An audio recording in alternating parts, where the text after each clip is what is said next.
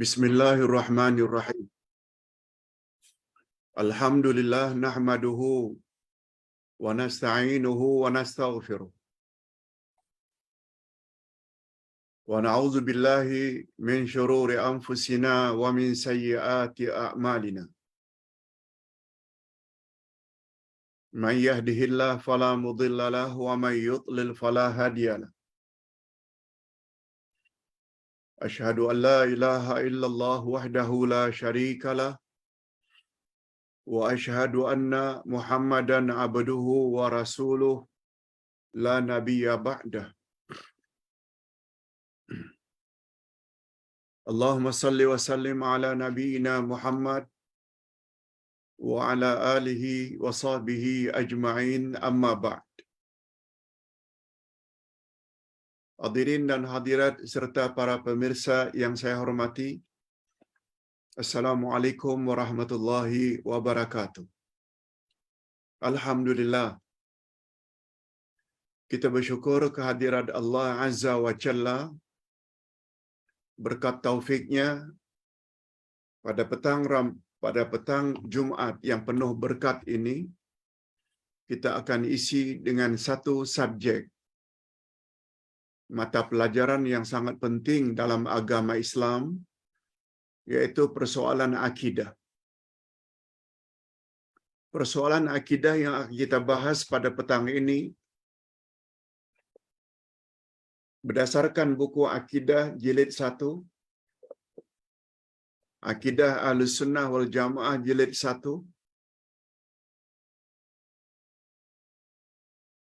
muka surat 261, berdasarkan edisi terbaru. Di bawah tajuk Iman boleh bertambah dan berkurang. Kita akan bahas dua perkara.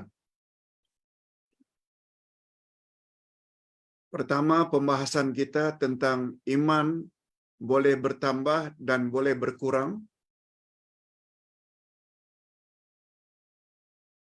Sedangkan pembahasan yang kedua, sebab-sebab iman bertambah. Apa yang menjadi penyebab iman itu boleh bertambah? Itu pembahasan yang kedua. Nah, sekarang kita masuk pembahasan yang pertama dulu. Betulkah iman boleh bertambah dan berkurang? Atau iman itu statik, tetap saja? Hadirin dan hadirat serta para pemirsa yang saya hormati, yang betul, iman boleh bertambah dan boleh berkurang.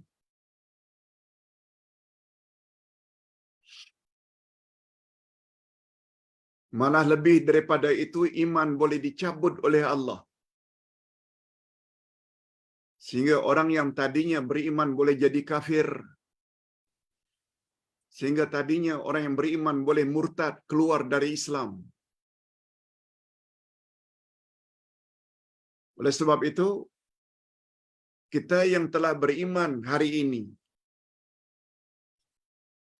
jangan terlalu bangga dengan iman yang kita miliki. Iman boleh turun, boleh naik. Iman boleh naik dan boleh turun. Boleh naik dan boleh turun.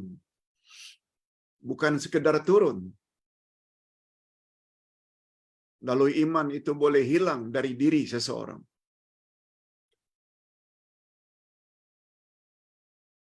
Nah, kalau ditanya, Pak Ustaz, apa di antara buktinya bahwa iman itu boleh naik, boleh turun?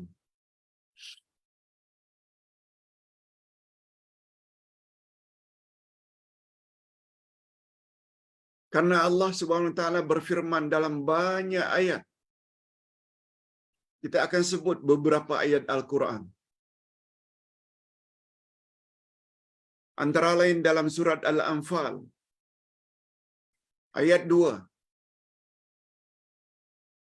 Surat Al-Anfal ayat 2. Allah berfirman, A'udzubillahi minasyaitonir rajim. Innamal mu'minuna alladzina idza dzukirallahu wajilat qulubuhum wa idza tuliyat 'alaihim ayatuhu zadatuhum imana wa 'ala rabbihim yatawakkalun. Sesungguhnya orang-orang yang beriman itu, apabila disebut saja nama Allah, takut hati mereka. Dan apabila dibaca ayat-ayat Quran atau ayat-ayat kami, bertambah-tambah iman mereka. Dan hanya kepada Tuhan mereka bertawakal. Di dalam ayat tersebut, ayat 2 Al-Anfal, Allah menyebut 3 ciri-ciri orang yang beriman. Yaitu apabila disebut saja nama Allah, gemetar hatinya. Sebagai contoh, bila kedengaran saja azan masuk waktu, dia mula takut kalau tidak segera memenuhi panggilan ilahi untuk segera salat. Sebab yang dia dengar, Allahu Akbar, Allahu Akbar. Tuh, bila disebut saja nama Allah, gemetar dan takut hatinya. Satu. Sebabnya apabila azan dilaungkan, kita buat tak peduli saja, menunjukkan iman anda bermasalah. Orang beriman yang sebenar-benarnya, apabila disebut saja nama Allah, gemetar hatinya. Yang kedua, disebut dalam ayat, wa idza tuliyat 'alaihim ayatuhu, apabila dibaca saja kepadanya ayat-ayat Allah, zadatuhum imana, bertambah-tambah iman mereka. Lebih-lebih lagi bila dibacakan kepada mereka tafsir ayat. Bila dibaca saja ayat Quran kepadanya, dia dengar, imannya bertambah. Lebih-lebih lagi kalau dia faham makna ayat yang dibacakan itu. Dan yang ketiga, mereka senantiasa bertawakal kepada Tuhan mereka, yakni kepada Allah. Berserah diri kepada Allah. Ini di antara tanda-tanda mukmin yang hakiki. Sebab pada ayat berikut disebut, ulaika humul mu'minuna haqqan. Merekalah mukmin yang hakiki. Dalam ayat ini Allah menyatakan bahawa di antara sifat mukmin yang hakiki ialah imannya akan bertambah jika ayat-ayat Allah dibacakan kepadanya. Sebabnya apabila ayat-ayat Quran dibaca, diikuti pula dengan terjemahan dan tafsirannya,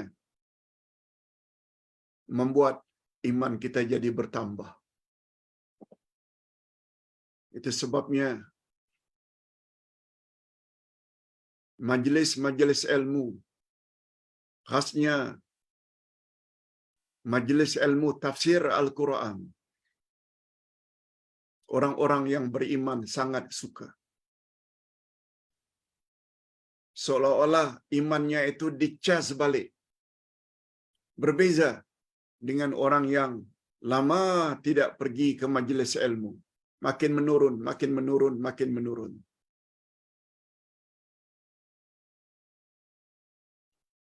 Bukti yang kedua, kita boleh bawa Ali Imran 173. Allah Subhanahu wa taala menyebut sifat orang-orang yang beriman. Apabila orang-orang kafir mengatakan kepada mereka, takutlah kamu kepada kami, orang-orang kafir. Ucapan orang-orang kafir itu membuat iman mereka menjadi bertambah. Bukan mereka takut, malah mereka bertambah iman mereka. Bila orang-orang kafir suruh mereka takut, lalu mereka berkata, hasbunallah wa ni'mal wakil. Cukuplah Allah sebagai penolong kami. Dan mereka akan maju melawan orang-orang kafir yang coba ingin bertindak terhadap orang-orang yang beriman. Ini ayatnya. Ali Imran 173.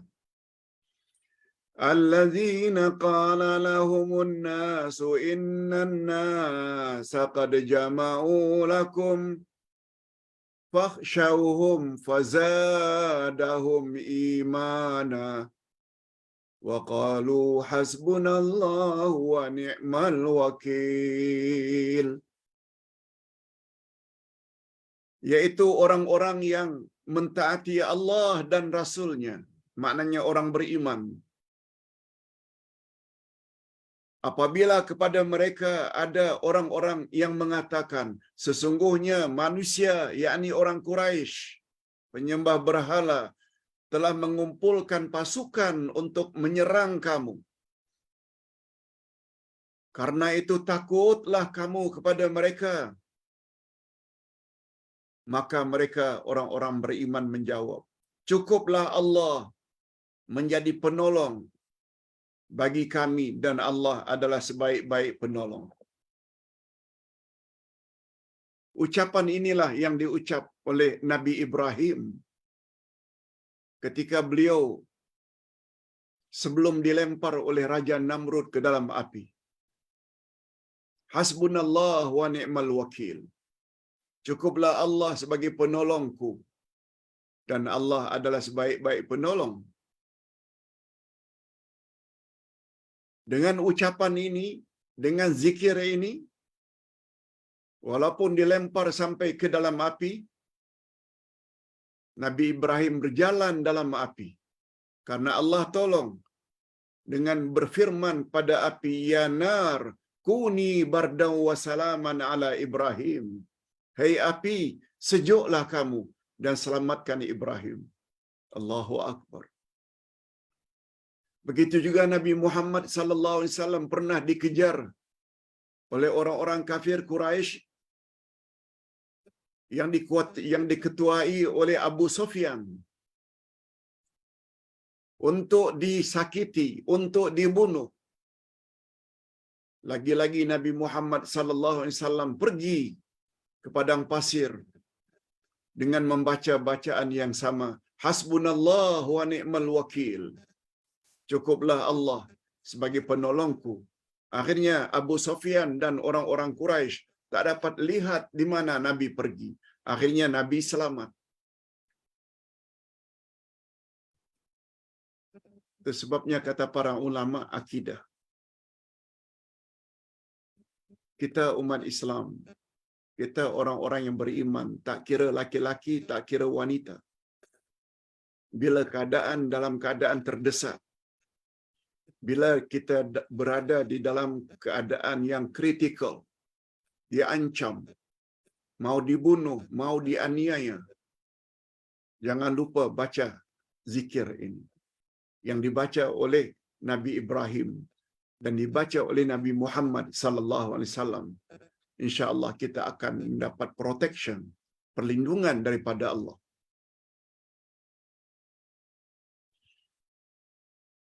Ini lagi-lagi menunjukkan bahawa iman itu boleh bertambah.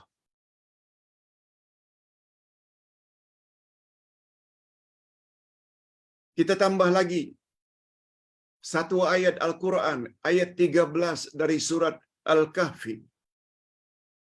Tadi hari Jumaat kita baca surat Al-Kahfi.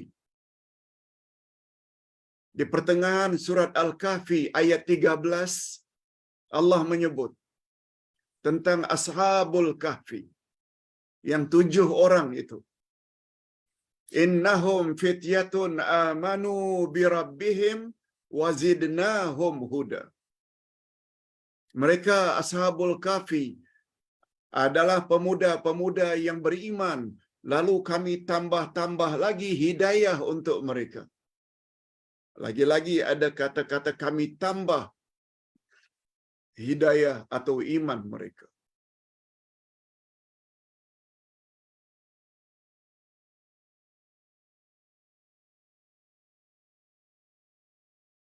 Hadirin dan hadirat serta para pemirsa yang saya hormati.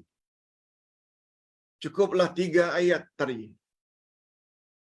Ayat 2 surat Al-Anfal, ayat 173 dari surat Ali Imran, ayat 13 dari surat Al-Kahfi membuat kita yakin seyakin-yakinnya bahwa iman memang boleh bertambah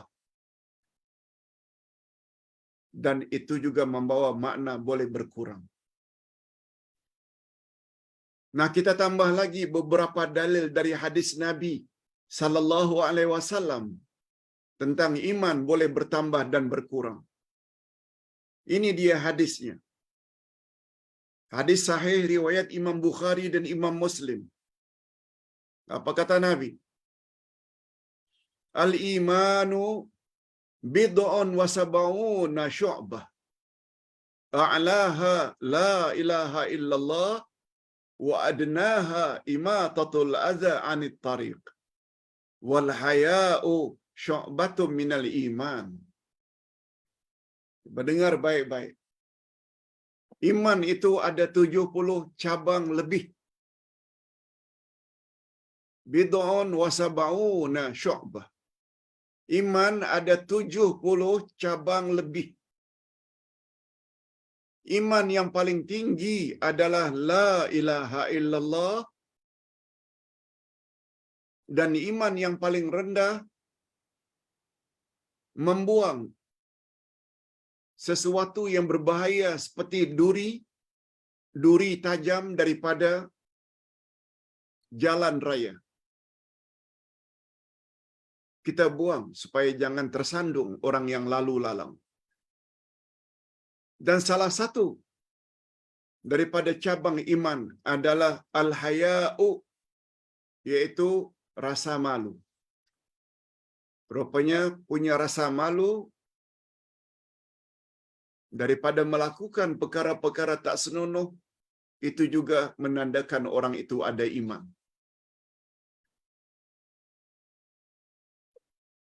Hadis ini menjelaskan bahwa iman itu ada 70 cabang lebih.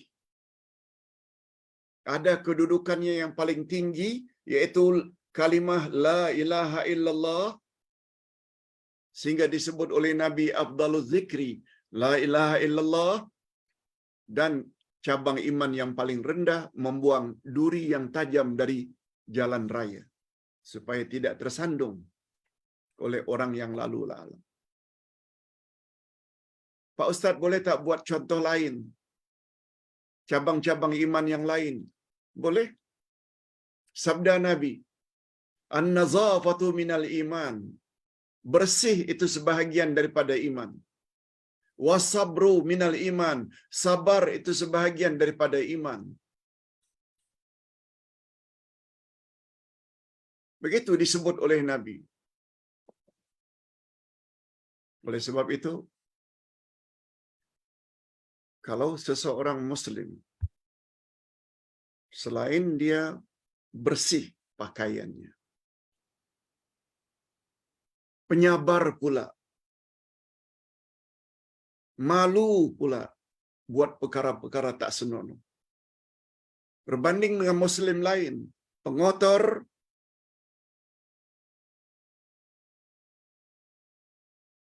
tidak pemalu, tidak penyabar, dah beza. Beza.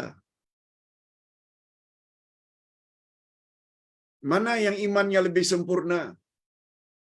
Bila dia penyabar, bila dia bersih, bila dia pemalu. Sebagai contoh, jadi iman atau derajat iman seseorang tak sama. Dia selalu berzikir la ilaha illallah. Dia juga suka tolong agar orang lain jangan ditimpa musibah. Ada setengah orang lalu nampak ada batu benda tajam. Lalu saja begitu. Dan ada muslim lain sanggup dia berhenti, ketepikan motornya atau kereta, diambil, dibuang. Maknanya semakin banyak cabang-cabang iman ada pada seseorang, semakin sempurna. Nah, semakin berkurang cabang-cabang iman ada pada diri seseorang, semakin kuranglah derajat imannya. Kita bawa lagi dalil yang lain. Nabi bersabda. Apa kata Nabi? Tentang orang yang melihat satu kemungkaran. Man ra'a minkum mungkaran falyughayyir biyadihi. Wa man lam yastati' fa bilisanihi. Wa man lam yastati' fa biqalbihi. Wa dzalika adhaful iman. Hadis sahih riwayat Imam Muslim. Kita biasa dengar ini. Siapa melihat satu kemungkaran, hendaklah dia robah dengan tangannya. Tangan di sini maknanya dengan kuasanya, dengan power yang ada padanya. Siapa yang tidak mampu merubah kemungkaran itu dengan kuasanya sebab dia orang biasa, hendaklah dia robah dengan lidahnya, maknanya nasihat yang baik. Berdakwah.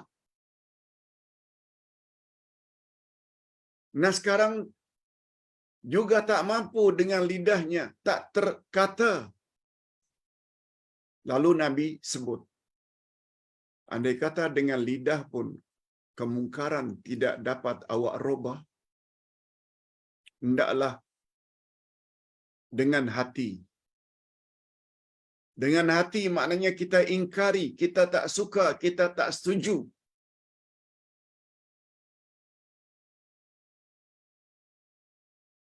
Apa kata Nabi terhadap orang yang ketiga? Wadzalika adhaful iman.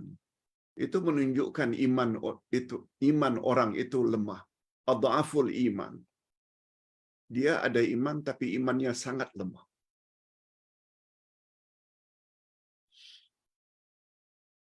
Itu sebabnya Ustaz selalu ingatkan. Kalau kita tahu kawan-kawan kita, kaum kerabat kita ada buat kemungkaran. Kalau kita seorang ayah, kita ada power, kita larang anak-anak dan cucu-cucu kita buat perkara yang mungkar. Andai kata kita tak ada power, kita dengan adik-beradik, kita dengan cousin, dengan lidah. Andai kata dengan lidah, dengan memberi nasihat pun tak sanggup,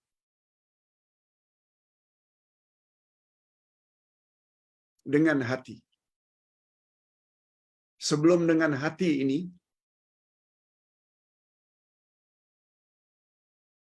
hari ini kita banyak tahu YouTube yang baik-baik. Kita send, kita share dengan mereka.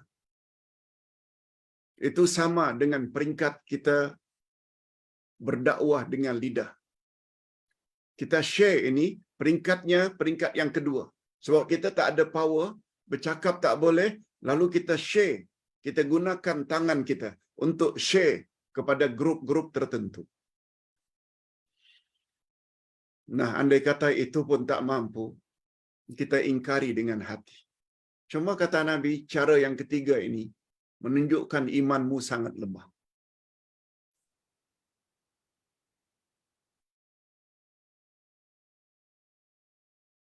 Nah, sekarang kita tinggal pilih. Ingin memiliki iman yang lemah ke atau yang lebih kuat? Sebab banyak orang penakut. Orang tak tegur saja orang pulau lagi, langsung tak berbunyi. Nah, untuk menjawab itu tuh, hadis berikut juga riwayat Imam Muslim.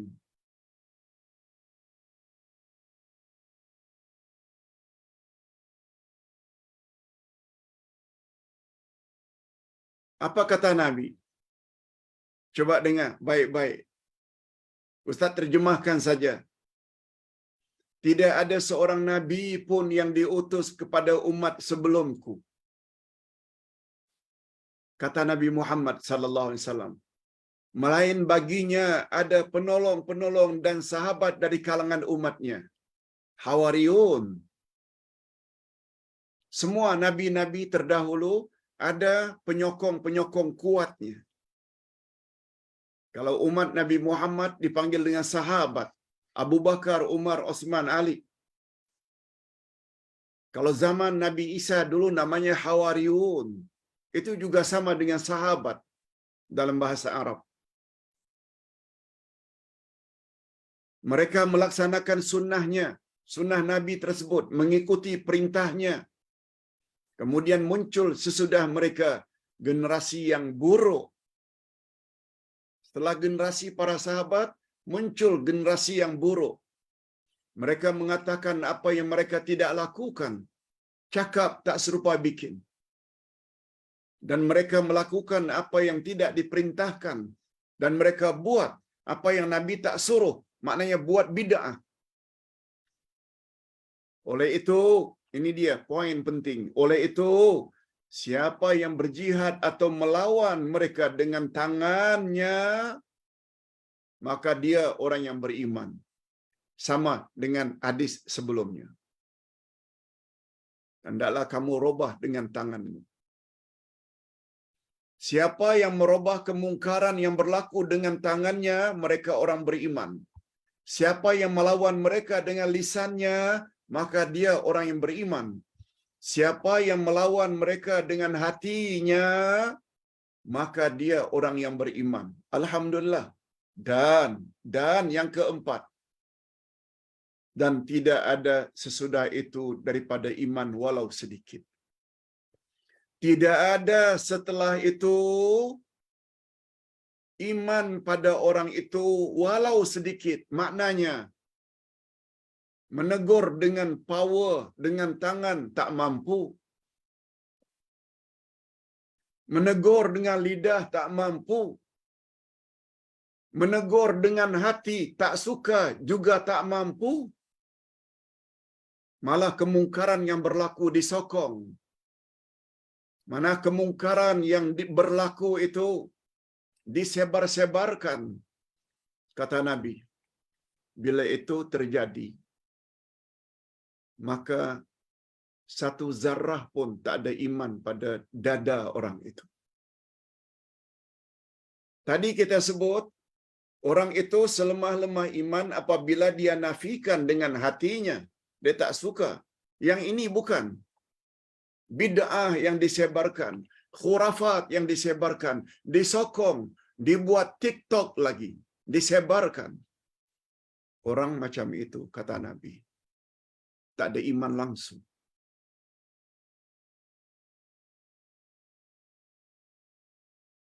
Kita termasuk golongan yang mana satu?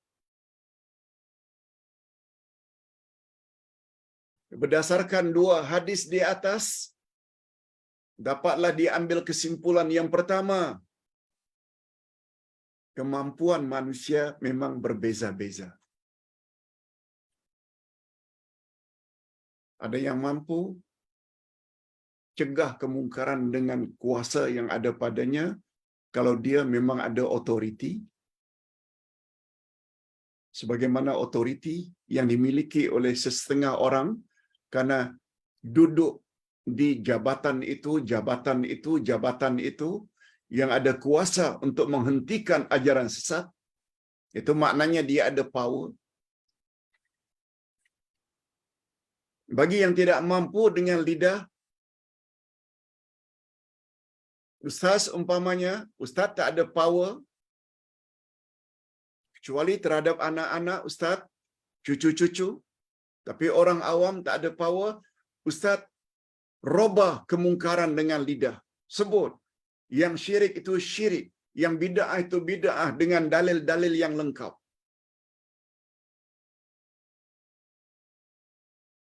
Kalau tak mampu juga dengan hati. Nah, itu yang kedua. Kesimpulan yang tersirat, jika ia seorang yang mampu merubah kemungkaran dengan lidahnya, maka dia robahlah dengan ucapannya. Andai kata tak mampu dengan lidahnya. Nah, kesimpulan yang ketiga, pada hadis pertama, menjelaskan bahawa orang yang mengingkari kemungkaran dengan hatinya digolong sebagai orang yang paling lemah imannya. Kesimpulan yang keempat, sudahlah tidak dirubah dengan power yang ada. Dengan lidah pun tak boleh, tak mampu. Dengan hati pun tidak kita nafikan kemungkaran yang berlaku. Itu bermakna orang tersebut tidak punya iman walau sedikit. Walau sedikit.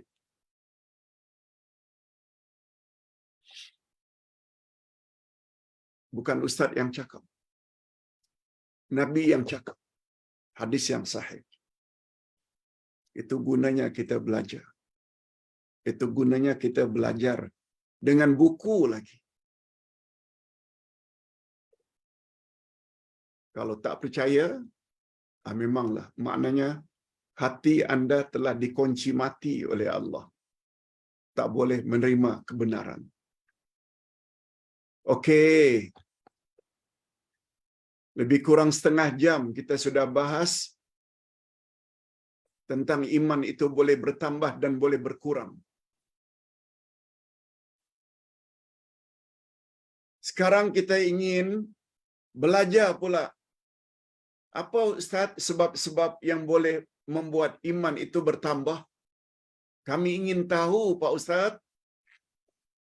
Okey, sebelum Ustaz jawab, Ustaz ingin baca ayat 8 dari surat Al-Ma'idah. Apa kata Allah?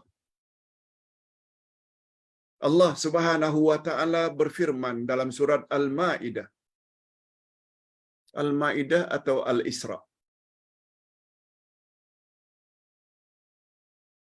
Coba Ustaz tengok. Surat Al-Maidah atau surat Al-Isra. Ustaz kira surat Al-Isra.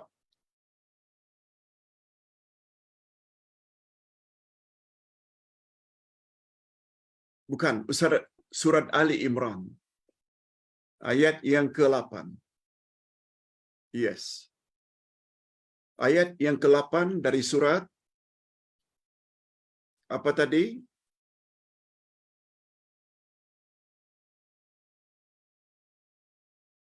Ali Imran.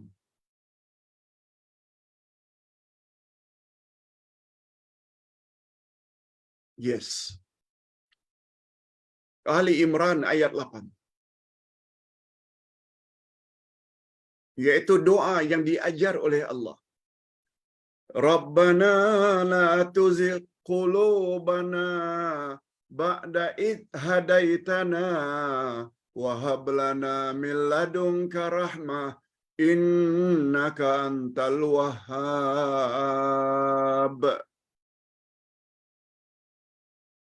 Mereka berkata, yaitu orang-orang beriman, ya Tuhan kami, Rabbana la tuzigh qulubana, janganlah engkau jadikan hati kami cenderung kepada kesesatan sesudah engkau beri petunjuk kepada kami.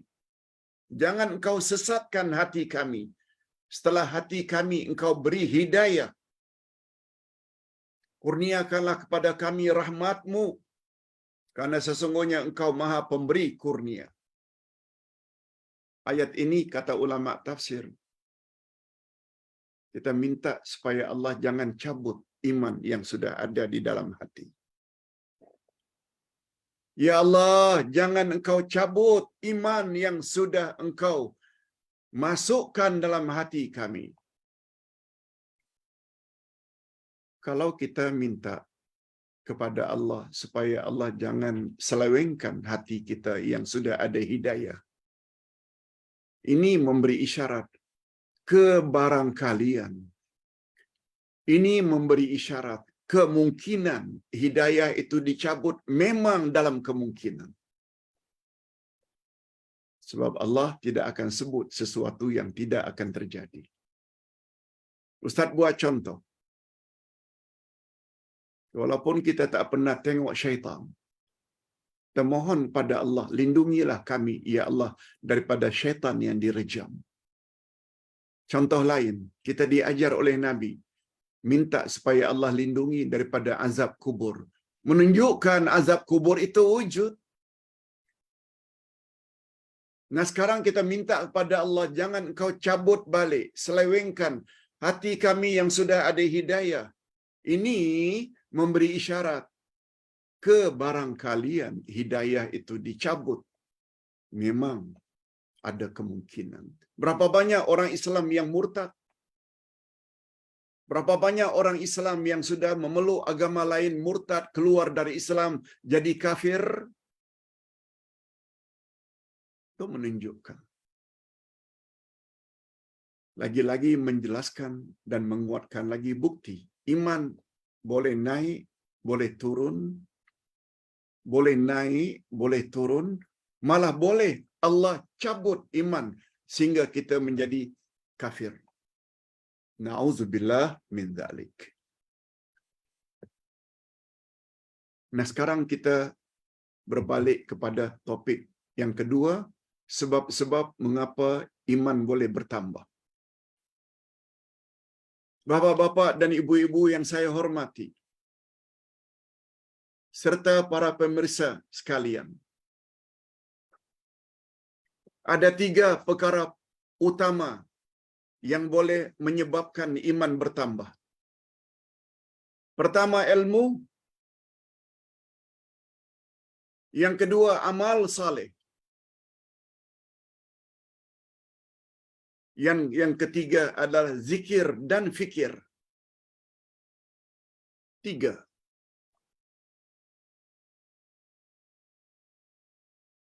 Itu sebabnya bapa-bapa dan ibu-ibu yang sayang, yang suka, yang happy mendapat ilmu, pencerahan demi pencerahan, walaupun melalui online. Sehingga bertambah kita punya iman semakin kuat. Itu dia bukti. Itu sebabnya banyak jemaah komen, kalau Ustaz balik ke Batam 3 hari, 5 hari, tak ada kelas, selalu jemaah komen, kalau tidak ada majlis ilmu, rasanya kosong, Ustaz. Yes, kosong. Karena ilmu itu, dia adalah penyebab iman seseorang menjadi bertambah. Kita buktikan dulu, satu demi satu, ilmu. Cuma ilmu macam mana ya Pak Ustaz? Apakah ilmu matematik? Ilmu luar angkasa? Ilmu tentang internet? Ilmu tentang geografi? Ilmu perbintangan? Tunggu dulu. Pertambahan ilmu adalah penyebab utama pertambahan keyakinan dan makrifat. Ini sebagaimana perkataan Abdullah ibnu Umar radhiyallahu anhuma dan Jundab bin Abdullah. Kita dah sebut ni kata-kata Abdullah bin Umar pada awal buku ini. Apa kata Abdullah bin Umar? Ta'allamna al-Quran, ta'allamna al-iman, thumma ta'allamna al-Quran, fazdadna imana. Kami belajari iman dari Nabi. Kami belajar iman dari Nabi. Ta'allamnal iman. Summa kemudian kami belajar pula Al-Quran. Fazdadna imana. Dan dengan mempunyai ilmu Al-Quran, maka bertambah-tambah iman kami. Allahu Akbar. Allahu Akbar.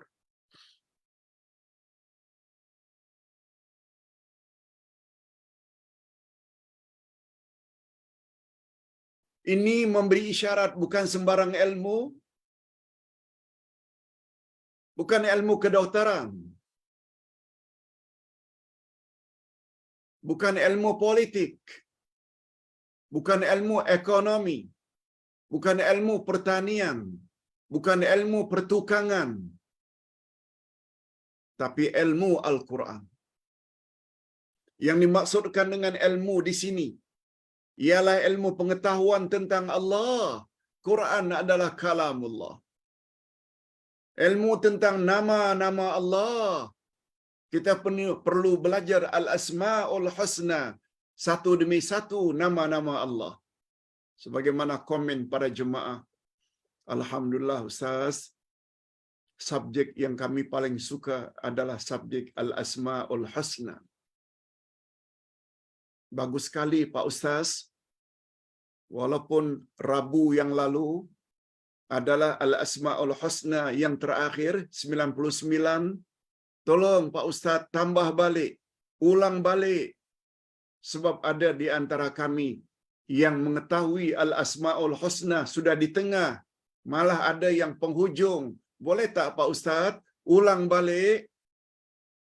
Boleh insya-Allah. Memang cadangan Ustaz akan mengulangi dari awal lagi. Allahu Akbar. Semua kita tahu menurut pandangan Ahlus Sunnah wal Jamaah, ma'rifatullah yang disebut oleh Sayyidina Ali, awwaluddin ma'rifatullah. Awal-awal agama mengenal Allah. Cara mengenal Allah ada dua. Pertama melalui Al-Asma'ul Husna, yang kedua melalui ayat-ayat Allah. Sama ada ayat-ayat Allah itu maksudnya ayat-ayat Quran,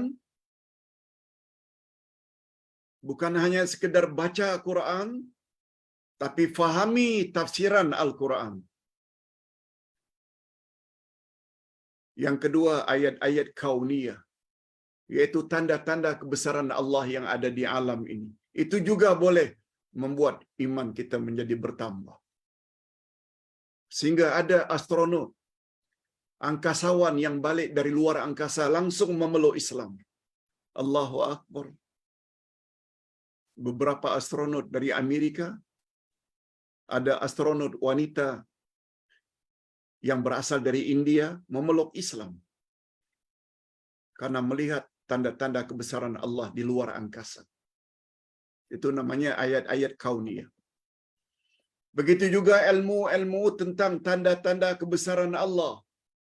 Ilmu tentang Rasulnya, akhlak Rasulnya, syariat yang dibawa oleh Rasulnya, sirah perjalanan hidup Nabinya, ibadat Nabinya, perjuangan Nabinya, muamalat Nabinya, pergaulan, dan ilmu tentang kitabnya Al-Quran, serta kisah-kisah yang terkandung di dalamnya, perumpamaannya, hukum hakamnya, pengajarannya, dan lain-lain. Hadirin dan hadirat, bukan bermaksud berbangga. Semua ilmu yang kita sebut ini untuk menambah iman, sudah Ustaz tulis pun. Ustaz sudah tulis. Al-Asma'ul Husnanya, tafsirnya, akidahnya, ke arah memahami Al-Quran dan Al-Hadisnya, pedoman salat, pedoman haji dan umrah. Apa yang patut kita sediakan untuk menjawab soalan mukar wa nakir dalam kubur. semua sudah ditulis. Panduan-panduan dalam beribadat. Insya Allah. Kalau kita tidak memiliki kitab-kitab apapun yang lain, kitab agama. Kalau kita himpun kitab yang Ustaz tulis pun, rasanya sudah memadai. Sudah memadai. Dari sudut akidahnya, dari sudut ibadatnya, dari sudut akhlaknya. Allahu Akbar. Ini yang kita maksudkan dengan ilmu boleh menjadi penyebab iman kita jadi bertambah. Tidak sama antara orang yang mempunyai ilmu-ilmu tersebut dengan orang-orang yang tidak memiliki ilmu. Tak sama. Orang yang berilmu tentang Quran, tentang sunnah Nabi, tak sama dengan orang yang jahil. Ingat, Islam adalah agama ilmu. Bukan agama ikut-ikutan atau taklid buta. Islam bukan agama nenek moyang, bukan. Referensi, rujukan utama agama Islam adalah Al-Quran dan Sunnah Nabi. Ijma' ulama dan qiyas. Demikian juga tidak sama antara orang yang mengetahui secara global dengan orang-orang yang mengetahui secara terperinci. Tak sama. Yang itu kita tak nafikan. Kalau ustaz dari kecil lagi sekolah rendah dengan madrasah, umur 6 tahun sampai 12 tahun selesai madrasah. SPM-nya pula SPG. SPM-nya sekolah menengah pertama, sekolah menengah atas, PGA, pendidikan guru agama. Tambah lagi pendidikan guru agama atas. Masuk pula setelah itu 3-4 universiti Islam. Itu penjurusan ustaz. Barangkali kalau ada ilmu tentang agama lebih sedikit, wajar-wajar saja berbanding. Sudahlah waktu sekolah rendah hanya belajar sekolah rendah tanpa madrasah. Sekolah menengah pula SPM. Sekolah menengah atas bukan aliran agama. Masuk pula universiti, fakulti ekonomi, fakulti kedokteran, fakulti. Wajar saja kalau mereka mengetahui Islam secara global. Ijmali, garis besarnya saja. Itu sudah fitrah, itu sudah naluri. Manusia memang tak sama antara satu sama yang lain. Tapi jangan sampai jahil tentang soal-soal agama. Ustaz baru baca 2 hari yang lalu hadis riwayat Al-Hakim dinilai sahih oleh Imam Nasaruddin Albani. Apa kata Syekh Nasaruddin Albani membaca hadis Nabi? Innallaha yubghidu aliman fid dunya wa jahilan fil akhirah. Allah sangat-sangat murka kepada orang yang mahir dalam hal-hal keduniaan tapi jahil dalam hal-hal akhirat. Mudah-mudahan kita tidak termasuk golongan itu. Nah, yang kedua, setelah ilmu Pak Ustaz, apalagi penyebab?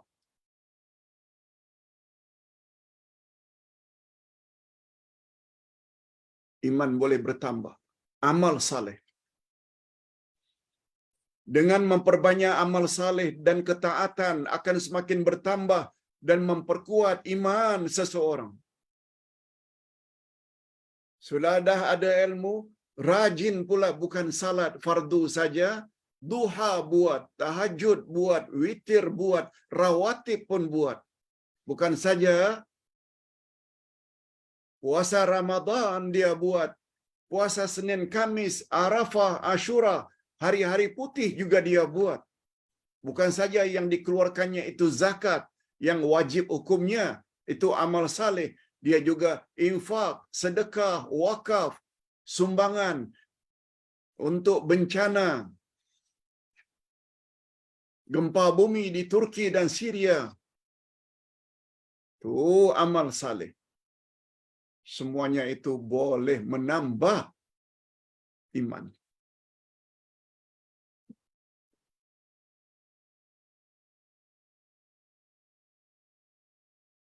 Boleh menambah iman. Jadi ilmu saja tak cukup kalau tidak diikuti dengan amal. Dan ini semua mengingatkan kita kepada rukun 2 kalimah syahadat. Rukun 2 kalimah syahadat ada 3. Ucap dengan lidah asyhadu alla ilaha illallah wa asyhadu anna Muhammadar Rasulullah. Ucap. At-tasdiqu bil qalbi, benarkan dengan hati tanpa ragu. Hanya Allah yang berhak dan layak disembah. Nabi Muhammad adalah utusan dan pesuruh Allah. Yakin tanpa ragu dalam hati. Tapi tak cukup itu semua kalau tidak diikuti dengan rukun yang ketiga. Al-amal bil arkan. Kita kena laksanakan tuntutan 2 kalimah syahadat. Yakni suruhan Allah, suruhan Rasul. Kena buat. Itu namanya amal saleh. Larangan Allah, larangan Rasul kita perlu jauhi. Ini tidak menguatkan lagi. Ilmu saja tak cukup. Ilmu mesti diikuti dengan amal saleh. Sebab kalau ilmu saja banyak tapi tidak diamalkan, orang tersebut lebih layak dipanggil dengan munafik. Cakap tak serupa bikin. Hipokrit. Jadi perkara kedua yang dapat memantapkan iman, pertama sekali ilmu, terutama ilmu Quran dan ilmu hadis. Yang kedua amal saleh, hendaklah dipertingkat. Nah, yang ketiga terakhir, zikir dan fikir. Banyak fikir. Banyak ingat. Zikir ada 2 maknanya. Sebut boleh, ingat juga boleh. Itu sebabnya zikir yang paling afdal bila mulut menyebut zikir,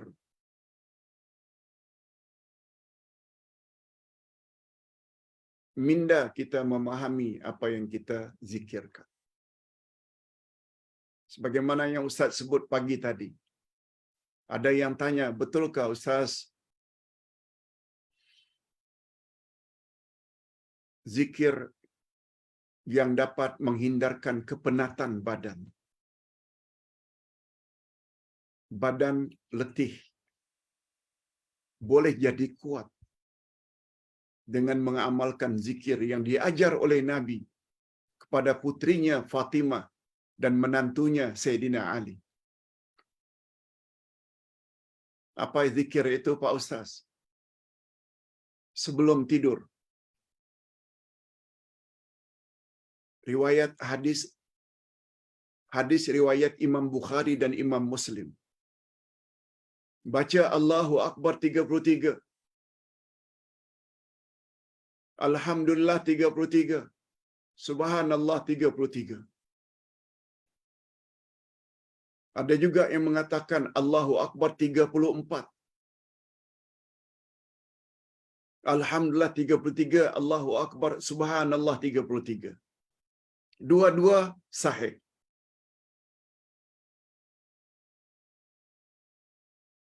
Sama betul dengan bacaan setelah kita selesai salat fardu untuk kita jadikan wirid. Bacaan itu boleh diawali dengan Subhanallah dulu, 33, Alhamdulillah 33, Allahu Akbar 33 atau 34, dua-dua boleh. Atau kita boleh baca serentak Subhanallah walhamdulillah Allahu Akbar. Sekali. Subhanallah walhamdulillah Allahu Akbar 2 kali. Subhanallah walhamdulillah Allahu Akbar 3 kali. Begitulah sampai 33 kali. Juga boleh.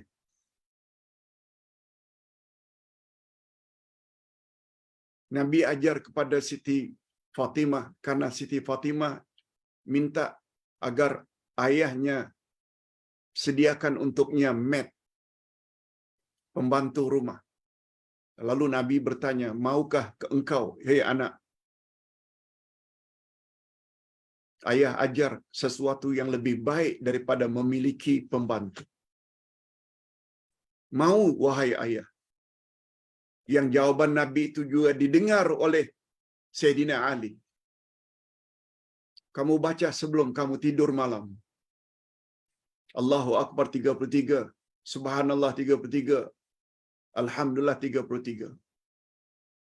Begitu diamalkan, Subhanallah, Siti Fatimah dapat tenaga, kekuatan. Sayyidina Ali pula terkenal dengan orang yang gagah, perkasa, kuat. Sehingga kata beliau, hatta pada malam peperangan Siffin, yang ketika itu aku menjadi panglima perang yang utama, pun di malam itu, aku tidak pernah tinggal membaca apa yang diajar oleh Nabi sallallahu alaihi wasallam. Sungguh banyak dalil-dalil yang menyebut tentang perlunya zikir dan fikir ini.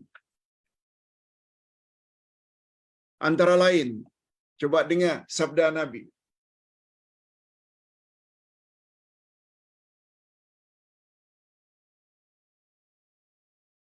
Rasulullah sallallahu alaihi wasallam bersabda, ini membuat kita semakin yakin. Apa kata baginda? Al-imanu yazidu wa yanqus. Iman itu boleh bertambah dan boleh berkurang.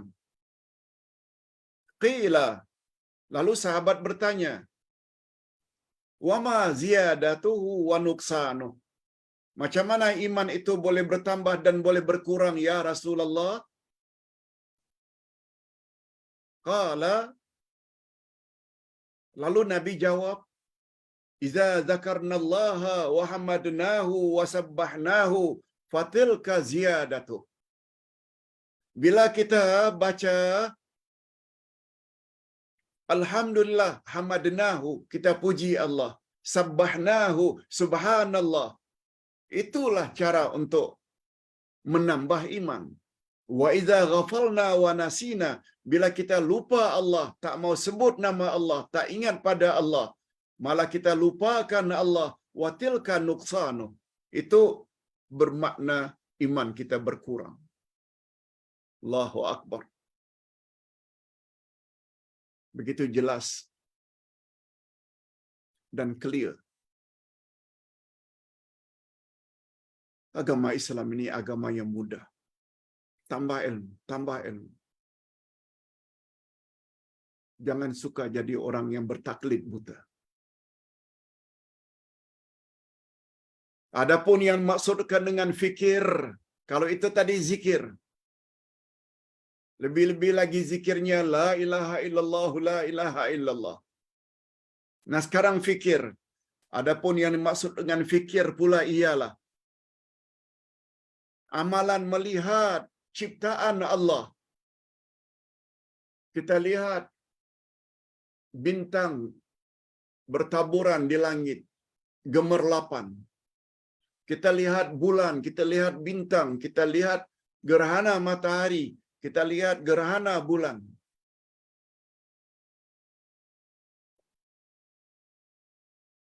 Membuat kita jadi berfikir, ya Allah, hebatnya, hebatnya Allah. Semuanya bintang tersebut bergerak. Tapi sedikit pun dan tak pernah berbenturan antara satu sama lain.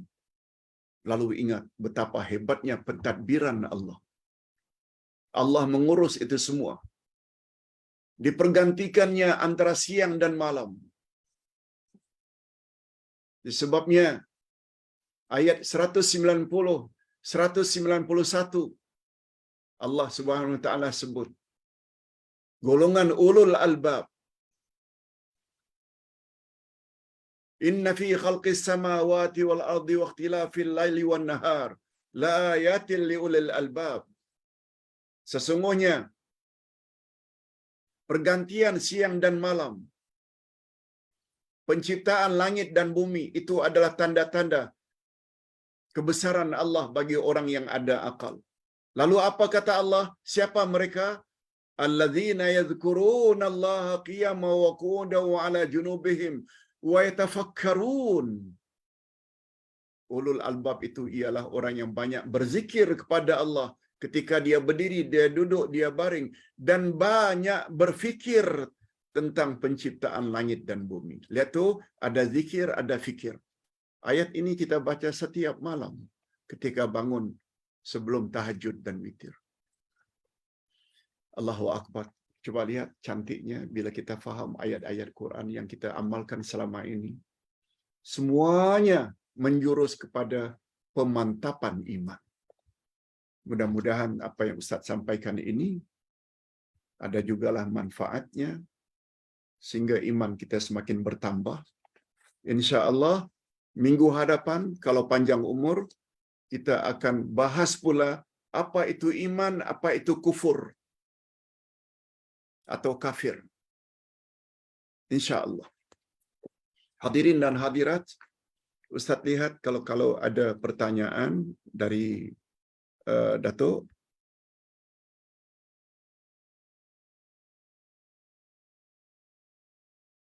Okey, ada pertanyaan. Pak Ustaz, apakah hubungan di antara iman dan takwa? Yes, bagus pertanyaannya. Jika kita melakukan kemaksiatan, adakah bermakna ketakwaan sudah hilang? Masya Allah. Ini soalan yang Ustaz tunggu-tunggu.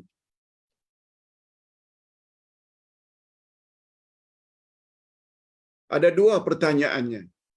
Apa hubungan di antara iman dan takwa, Pak Ustaz?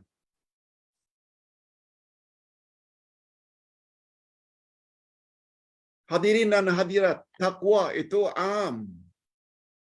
Iman ini khas.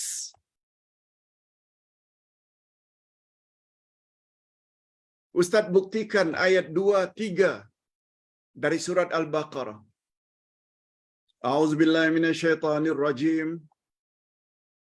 Zalikal kitabu la raiba fihi hudal lil muttaqin. Inilah kitab Al-Quran, tidak ada sedikit pun keraguan di dalamnya. Maknanya semuanya dalam Quran itu meyakinkan. Lalu apa kata Allah? Hudal lil muttaqin. Quran adalah pedoman bagi orang-orang yang bertakwa. Lalu siapa muttaqin? Allah explain pada ayat berikutnya. Alladzina yu'minuna bil ghaib wa yuqimuna salah wa mimma razaqnahum yunfiqun. Syarat pertama untuk menjadi orang yang bertakwa, dia mesti beriman kepada yang ghaib. Terutama kepada yang maha ghaib. Allah maha ghaib. Beriman pada syurga, pada neraka. Beriman pada malaikat. Beriman kepada adanya jin. Beriman adanya hari berhisab. Beriman pada timbang menimbang amalan di padang mahsyar. Beriman kepada siratal mustaqim. Beriman pada adanya syurga dan neraka. Semuanya itu ghaib. Itu iman. Syarat pertama untuk jadi insan yang bertakwa, mesti ada iman. Tapi tak cukup iman saja. Syarat kedua untuk jadi orang yang bertakwa, wa yuqimuna salah. Mereka mesti beribadat, mesti baiki hubungan dengan Allah, iaitu salat. Masih belum cukup lagi. Mereka juga mempunyai akhlak yang baik dengan sama insan. Wa mimma razaqnahum yunfiqun. Dan syarat ketiga, segelintir daripada harta mereka, mereka infak, nafkahkan kepada orang yang berhajat kepadanya. Jadi takwa itu lebih umum, lebih luas. Iman ini bahagian daripada takwa. Dengan kata lain, seseorang tidak bertakwa kalau dia tidak memiliki iman. Seseorang yang memiliki iman tapi tidak beribadat pada Allah juga tidak layak dikatakan orang yang bertakwa. Okey. Nah, sekarang pertanyaannya, Pak Ustaz, kalau seseorang itu melakukan maksiat, dia masih lagi berjudi, minum arak, berzina, sudah dicabut ke daripada orang itu sifat ketakwaannya? Jawabnya tidak. Tidak automatically. Tidak automatically dia berzina, takwanya dicabut. No. Lihat ayat 133 dari surat Ali Imran. 134.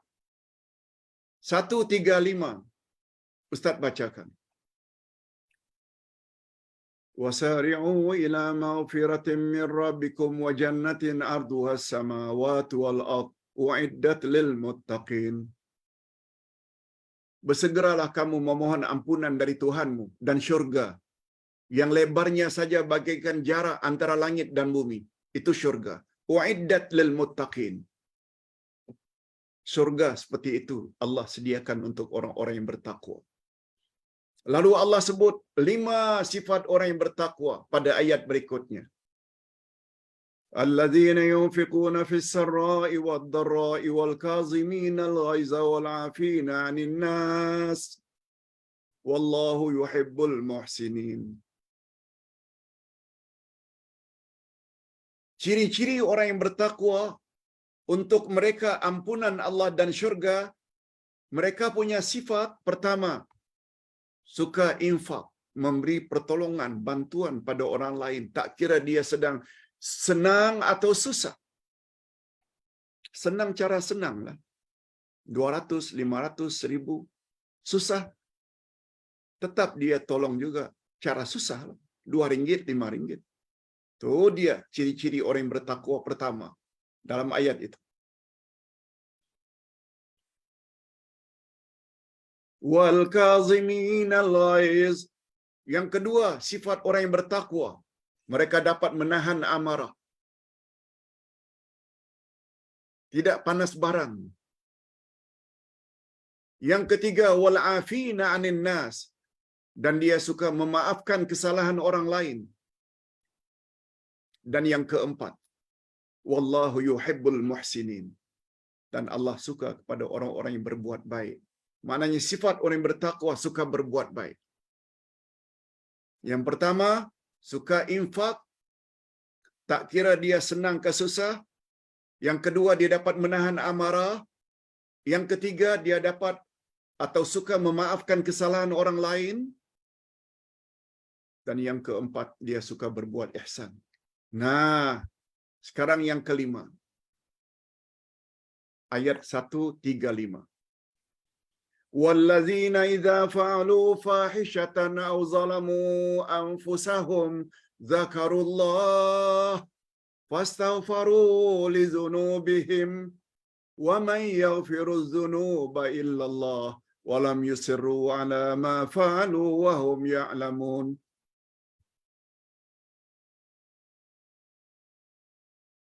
Ciri-ciri kelima orang yang bertakwa, yaitu orang yang apabila telah melakukan dosa besar,